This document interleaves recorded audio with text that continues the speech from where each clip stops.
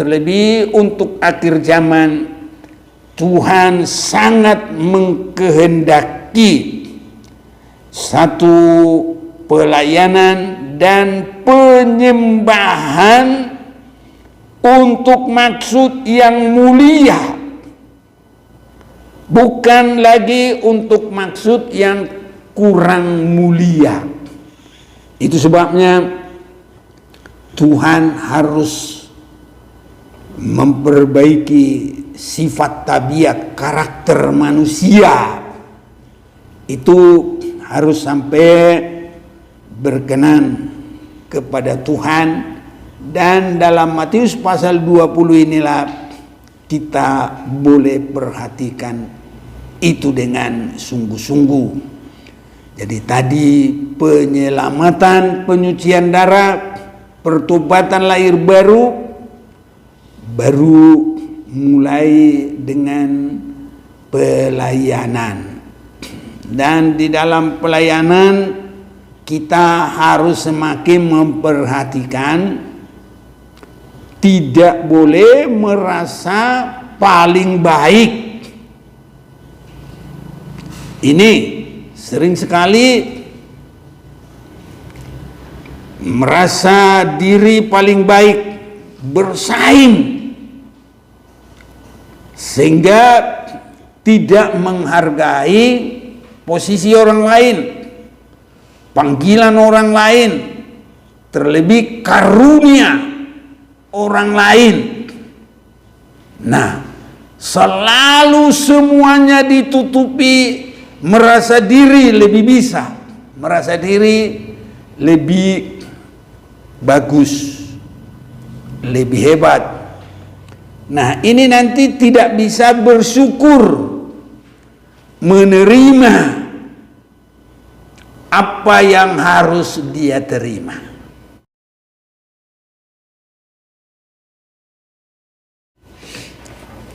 Kita bersyukur kepada Tuhan. Tuhan beri kesempatan bagi kita malam hari ini. Setiap ada kesempatan harus sampai kita merasakan itu adalah kemurahan Tuhan yang kita harus bersyukur di dalamnya dan melaksanakan ibadah itu jadi sukacita kita sehingga boleh berkenan kepada Tuhan. Kembali saya akan mengajak kita bersama memperhatikan dari Injil Matius pasal yang ke-20, karena Tuhan menginginkan kehidupan kita menjadi penyembah yang benar. Saya akan bacakan mulai dari ayat 12 saja sampai 16. Matius 20 mulai ayat 12. Katanya, mereka yang masuk terakhir ini hanya bekerja 1 jam, dan engkau menyamakan mereka dengan kami yang sehari suntuk, bekerja berat, dan menanggung panas terik matahari.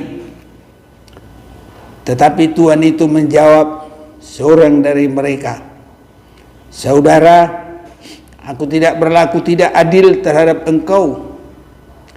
Bukankah kita telah sepakat sedinar sehari? Ambillah bagianmu dan pergilah. Aku mau memberikan kepada orang yang masuk terakhir ini sama seperti kepadamu. Tidakkah aku bebas mempergunakan milikku menurut kehendak hatiku? Atau iri hatikah engkau karena aku murah hati?" Demikianlah orang yang terakhir akan menjadi yang terdahulu, dan yang terdahulu akan menjadi yang terakhir. Jadi di dalam firman Tuhan ini Tuhan mendidik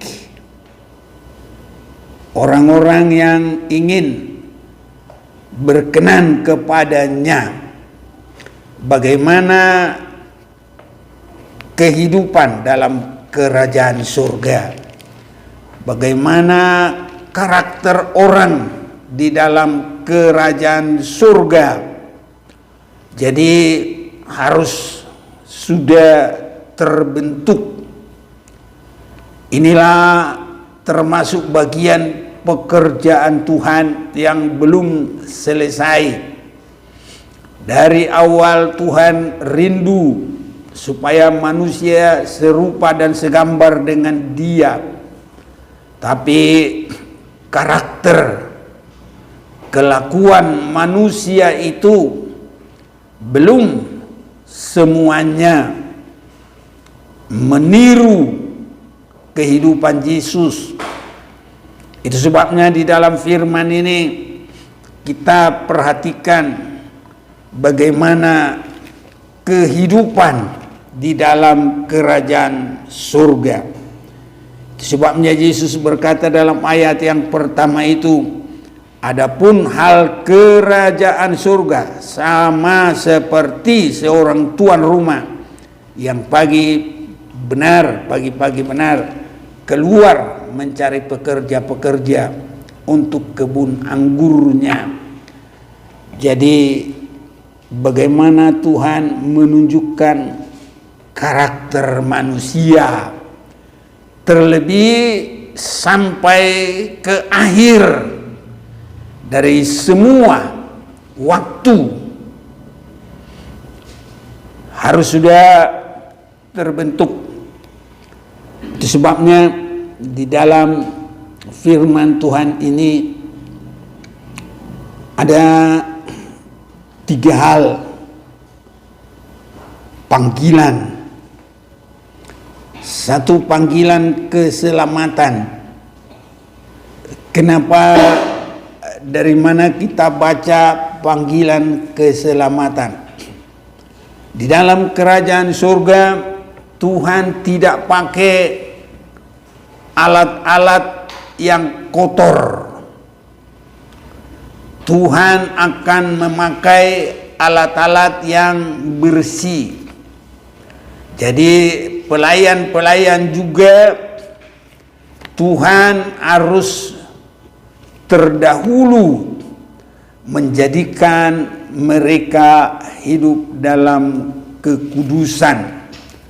Itu sebabnya panggilan yang pertama adalah penyelamatan dari dosa, dari kehidupan duniawi, dari kedagingan, dari segala yang tidak berkenan kepada Tuhan.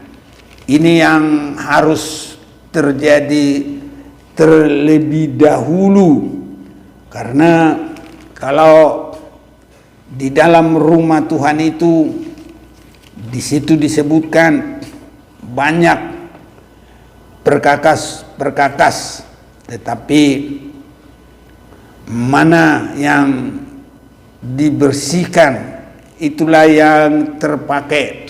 Karena kalau tidak bersih itu akan dibuang dan tidak terpakai untuk hal-hal yang bersih. Alat-alat yang tidak bersih itu hanya terpakai kepada hal-hal yang kotor. Begitu kalau di dalam suratan Rasul Paulus kepada Timotius, di dalam satu rumah itu banyak disebut alat-alat, tetapi mana yang bersih itu dipakai untuk hal-hal yang bersih. Saya baca saja biar kita jelas. 2 Timotius pasal 2 ayat 20, dalam rumah yang besar bukan hanya terdapat perabot dari emas dan perak, melainkan juga dari kayu dan tanah. Yang pertama dipakai untuk maksud yang mulia, dan yang terakhir untuk maksud yang kurang mulia. Jikalau seorang menyucikan dirinya dari hal-hal yang jahat, ia akan menjadi perabot rumah untuk maksud yang mulia. Ia dikuduskan, dipandang layak untuk dipakai tuannya, dan disediakan untuk setiap pekerjaan yang mulia. Sebab itu jauhilah nafsu orang muda, kejarlah keadilan, kesetiaan, kasih dan damai sejahtera bersama-sama dengan mereka yang berseru kepada Tuhan dengan hati yang murni. Jadi sebelum terpakai menjadi pekerja, harus masuk dulu dalam pengudusan, dan itu diawali dengan pertobatan. Itulah lahir baru, diselamatkan. Nah, itu sebabnya tingkat awal dalam halaman rumah Tuhan adalah menerima penyucian darah Yesus. Baru nanti kalau sudah tingkat yang kedua adalah mulai menyerahkan diri melayani Tuhan setelah menjadi hidup yang sudah disucikan. Dan terlebih untuk akhir zaman, Tuhan sangat mengkehendaki satu pelayanan dan penyembahan untuk maksud yang mulia, bukan lagi untuk maksud yang kurang mulia. Itu sebabnya Tuhan harus memperbaiki sifat tabiat karakter manusia. Itu harus sampai berkenan kepada Tuhan. Dan dalam Matius pasal 20 inilah kita boleh perhatikan itu dengan sungguh-sungguh. Jadi tadi penyelamatan, penyucian darah, pertobatan lahir baru mulai dengan pelayanan. Dan di dalam pelayanan kita harus semakin memperhatikan, tidak boleh merasa paling baik.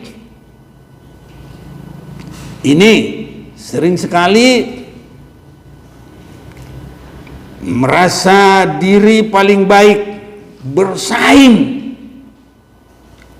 sehingga tidak menghargai posisi orang lain, panggilan orang lain, terlebih karunia orang lain.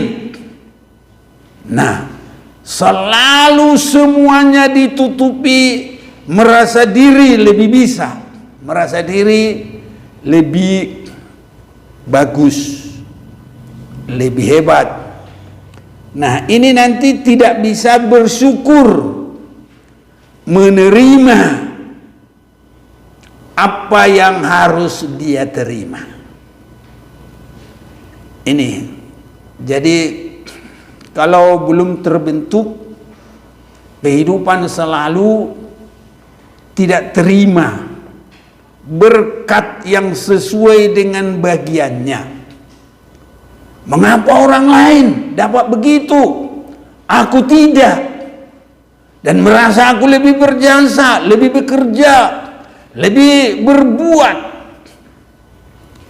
Inilah yang sering sekali terjadi. Dan karena merasa diri lebih bagus, maka bersaing habis-habisan. Kalau dalam sekarang secara politik, secara keuangan, secara pengaruh, secara banyak hal, karena merasa ambisinya, jadi ambisi jadinya. Padahal Tuhan tidak mengkehendaki seperti itu. Harus menjadikan menjadi alat yang untuk yang mulia. Hanya itu. Dan itu semua harus karena mohon kemurahan Tuhan dan berserah kepada Tuhan. Itu sebabnya dalam panggilan yang ketiga, memuliakan Tuhan, menyembah Tuhan, ini penyembahan itu tidak ada protes, hanya penyerahan, hanya memuliakan Tuhan. Itu sebabnya harus dibentuk dulu kehidupan, tabiat, sifat, karakter itu semua dibentuk hanya memuliakan Tuhan. Tidak ada protes, tidak ada permohonan, hanya berserah kepada kemurahan Tuhan. Jadi kita sudah lihat dalam firman ini bahwa satu, ada perjanjian, tetapi yang kedua itu semua hanya berserah kepada kemurahan Tuhan. Karena kalau kita boleh perhatikan ayat yang keempat, Matius 20 ayat 4, katanya kepada mereka, pergi jugalah kamu ke kebun anggurku, dan apa yang pantas akan kuberikan kepadamu. Dan mereka pun pergi. Jadi harus percaya kepada Tuhan, harus menerima yang dari Tuhan, harus yakin keadilan Tuhan, harus yakin Tuhan memberikan hal yang pantas. Tidak perlu harus ada permohonan. Itu sebabnya di dalam doa penyembahan harus kita bagi. Kalau doa biasa itu doa permohonan. Kalau dalam penyembahan tidak ada permohonan, hanya memberi kemuliaan, hanya memberi hormat kepada Tuhan. Tidak ada permohonan sama sekali. Tidak boleh ada keraguan-raguan. Itu sebabnya ini adalah panggilan yang ketiga, hanya untuk memuliakan Tuhan. Jadi yang pertama itu tabiatnya belum terbentuk, padahal sudah dibikin perjanjian. Ada iri, ada dengki, ada merasa paling berjasa, paling berbuat, paling lama bekerja, paling menderita, panas dan terik, semua dirasakan. Mengapa mereka mendapat kemurahan? Aku tidak. Nah, maka kalau kemurahan itu bukan dari perbuatan sendiri, itu namanya kemurahan. Dan bukan karena itu sebabnya apa yang kita akan perhatikan di sini, Tuhan membangun karakter orang di dalam kerajaan surga. Tak boleh merasa paling hebat, tak boleh merasa paling benar, tak boleh merasa paling pintar, tak boleh merasa paling bisa. Karena semuanya kita nanti akan tergantung kepada kemurahan. Dan kalau tergantung kepada kemurahan Tuhan, kita mengerjakan apa yang dapat kita kerjakan. Selanjutnya berkat kita hanya dari rahmat, keadilan, kemurahan Tuhan. Itu sebabnya penyembahan yang terakhir itu adalah di dalam roh dan kebenaran. Jadi tidak ada daging ini tidak bersuara.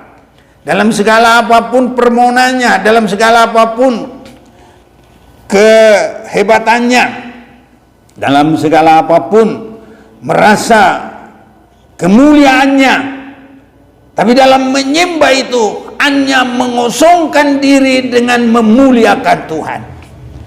Itulah penyembahan kepada Tuhan. Jadi tidak ada dari diri sendiri. Itu sebabnya diajar. Yang bekerja selama 12 jam itu melihat yang bekerja 1 jam, dia mulai tidak senang. dia mulai protes, dia mulai berkata-kata, ya. Dan kalau ini sudah langsung kepada Tuhan, karena ini adalah contoh kerajaan surga. Mereka yang masuk terakhir ini hanya bekerja 1 jam, dan engkau menyamakan mereka dengan kami yang sehari suntuk bekerja berat dan menanggung panas terik matahari. Secara kebenaran dunia, iya mungkin begitu. Atau secara pengadilan dunia, ya mungkin begitu. Tapi kalau di dalam didikan dari Tuhan, dalam ayat 13, tetapi Tuhan itu menjawab seorang dari mereka, saudara, aku tidak berlaku tidak adil terhadap engkau. Bukankah kita telah sepakat sedinar sehari? Ambillah bagianmu dan pergilah. Aku mau memberikan kepada orang yang masuk terakhir ini sama seperti kepadamu. Tidakkah aku bebas mempergunakan milikku menurut kehendak hatiku, atau iri hatikah engkau karena aku murah hati? Saudara-saudaraku, pengalaman akhir mereka semua sama-sama mengalami. Jadi di dalam perjalanan bangsa Israel juga ada yang tidak bersama berjalan dari Mesir. Nah, ini justru seorang wanita yang dianggap tidak layak, tidak baik. Dan bangsa Israel sudah melewati Sungai Yordan. Ya, di sini saudaraku. Tapi mereka mengikut sertakan seorang yang bernama Rahab, karena dia dalam penerimaan yang baik terhadap 2 pengintai. Jadi hanya tinggal perjalanan akhir, tapi dianggap sama sudah menjalani dari awal. Nah, disinilah manusia tidak bisa membuat pendapat, berdebat dengan Tuhan. Kemurahan Tuhan. Dan kalau kita lihat juga Rahab yang dapat dari Jericho ini justru mendapat nama yang tertulis dalam silsilah daripada Yesus. Dalam Matius pasal yang pertama ayat 5, Salmon memperanakan Boas dari Rahab. Boas memperanakan Obed dari Rut. Obed memperanakan Isai. Ini ada kita lihat ya Rahab. Saya tidak mendapat memang langsung tertulis dari Alkitab, tapi banyak yang berpendirian pengintai ini, salah satu adalah malah Salmon. Ini saudara-saudaraku, karena 2 pengintai ini bukan dari 12. Ya, kalau dari 12 itu, ya disitulah ada Joshua dan Kaleb. Dan Joshua dan Kaleb yang terbaik dari 12 itu. Jadi 2 yang terbaik, Joshua dan Kaleb, 10 lagi yang kurang mempertahankan kuasa Tuhan. Tapi kalau pengintai ini nggak ditulis namanya, tapi di dalam penerimaan roh banyak pendeta-pendeta mereka meyakini salah satunya adalah Salmon memperanakan Boas dari Rahab. Ini saudara-saudaraku. Jadi Rahab ini tidak berpengalaman Mesir ini. Nah, jadi ini bagaikan juga sepertinya orang yang masuk jam 5 ini, jam 5 sore, hanya sebentar. Jadi tinggal menduduki tanah itu. Mereka atau Rahab ini tidak dari Mesir, tidak melalui padang gurun, bahkan sungai Yordan saja tidak dilalui. Nah, saya dulu waktu ikut di dalam perjalanan tur ke Tanah Suci, begitu katanya saudara-saudaraku, kami udah turun dari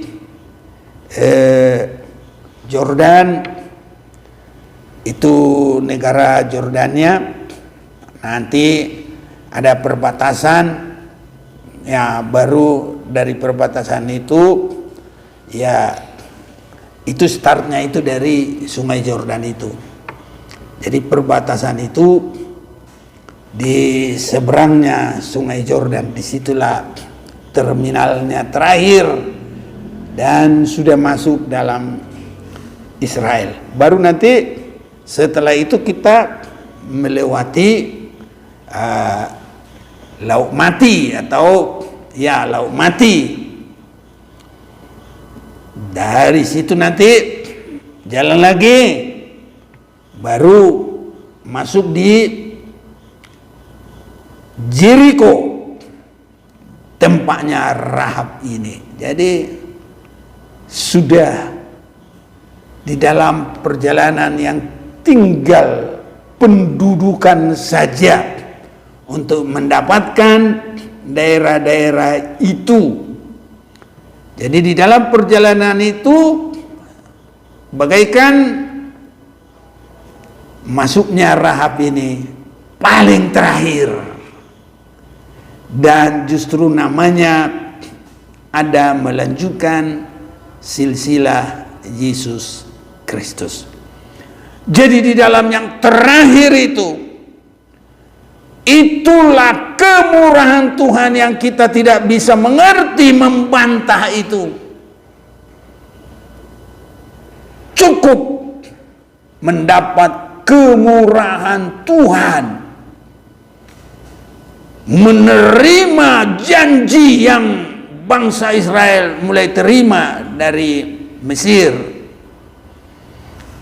dan semua itu bisa didapat oleh Rahab, tergenapi daerah itu, bahkan menikah dengan Salmon, bahkan menurunkan kepada Yesus Kristus. Saudara-saudaraku, itu sebabnya kehidupan kita harus semakin mendapat pembentukan daripada Tuhan. Dalam kita menyembah itu hanya menyembah, tidak ada lagi menyangkut daripada kelemahan-kelemahan, kekurangan, dosa-dosa keduniawian. Kita sudah mohon penyuciannya, biar Tuhan tolong kita. Tidak ada merasa kita lebih dari siapa-siapa saja pun, tapi kita hanya pasrah penyembahan kepada kemurahan Tuhan. Ini yang kita boleh perhatikan di sini. Itu sebabnya panggilan apapun kita ini setia dalam panggilan itu dan berserah dan menyembah kepada Tuhan, bahwa Tuhan itu adil dalam segala jalannya. Kita tinggal menyembah biar kemurahan Tuhan itu dilimpahkan bagi kita. Itu sebabnya dalam ayat 13 itu tadi, Matius 20, tetapi Tuhan itu menjawab seorang dari mereka, saudara, aku tidak berlaku tidak adil terhadap engkau. Bukankah kita telah sepakat sedinar sehari? Ambillah bagianmu dan pergilah.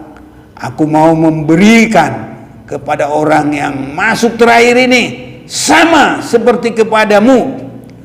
Tidakkah aku bebas mempergunakan milikku menurut kehendak hatiku? Atau iri hatikah engkau karena aku murah hati? Demikianlah orang yang terakhir akan menjadi yang terdahulu, dan yang terdahulu akan menjadi yang terakhir. Apapun panggilan kehidupan kita, dan kalau kita harus meninggalkan kehidupan lama, marilah kita dibasuh oleh darah itu, dipersekutukan dengan Tuhan. Saya bacakan sedikit ini dalam kitab Kolose pasal yang pertama. Ini yang pertama kita mengalami panggilan. Dalam Kolose pasal yang pertama ini saya akan bacakan bagi kita ayat 19 mulai. Karena seluruh kepenuhan Allah berkenan diam di dalam Dia, dalam Yesus, dan oleh dialah ia memperdamaikan segala sesuatu dengan dirinya, baik yang ada di bumi maupun yang ada di surga. Sesudah ia mengadakan pendamaian oleh darah salib Kristus, juga kamu dahulu hidup jauh dari Allah dan yang memusuhinya dalam hati dan pikiran seperti yang nyata dari perbuatanmu yang jahat.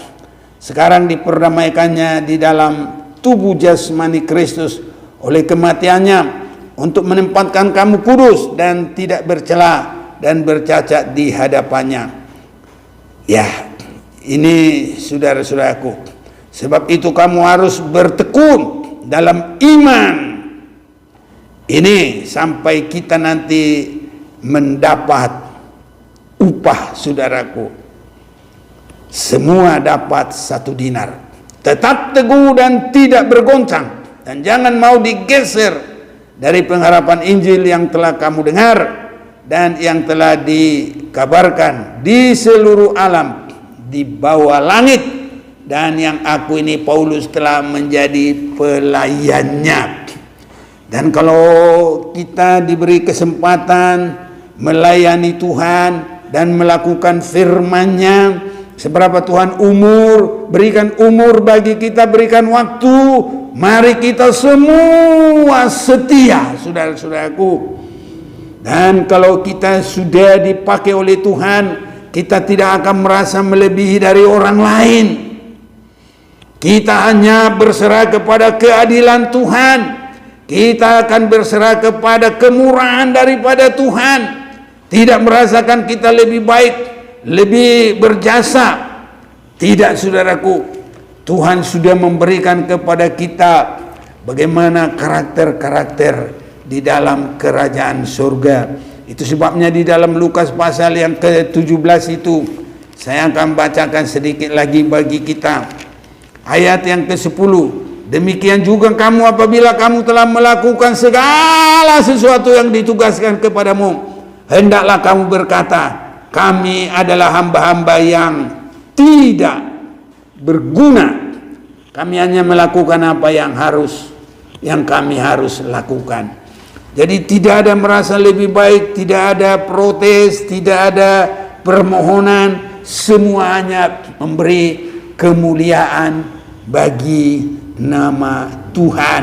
Dan inilah yang harus kita pergumulkan di akhir zaman ini, menyembah Tuhan di dalam roh dan kebenaran. Itu sebabnya dalam Yohanes pasal yang keempat ayat yang ke-23, kita akan bacakan ini.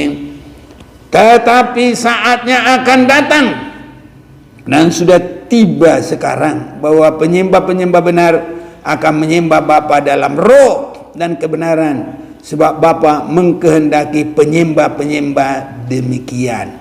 Inilah yang tidak merasa lebih hebat, tidak merasa lebih suci, tidak merasa lebih benar, tidak merasa lebih berjasa, tidak merasa lebih layak, ya.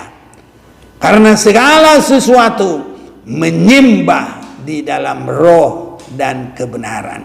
Dan kita juga tidak ada lagi permohonan-permohonan, apalagi nyinyir, apalagi memprotes. Tapi yang ada hanya menyembah dalam roh dan kebenaran. Ini semakin dikehendaki Tuhan di akhir zaman ini. Biarlah Tuhan tolong kita semua, baik yang ada di sini, baik saudara-saudaraku di mana saja pun. Ini Tuhan kehendaki di akhir zaman ini. Tuhan berkati kita semua. Mari kita akan menyembah Tuhan.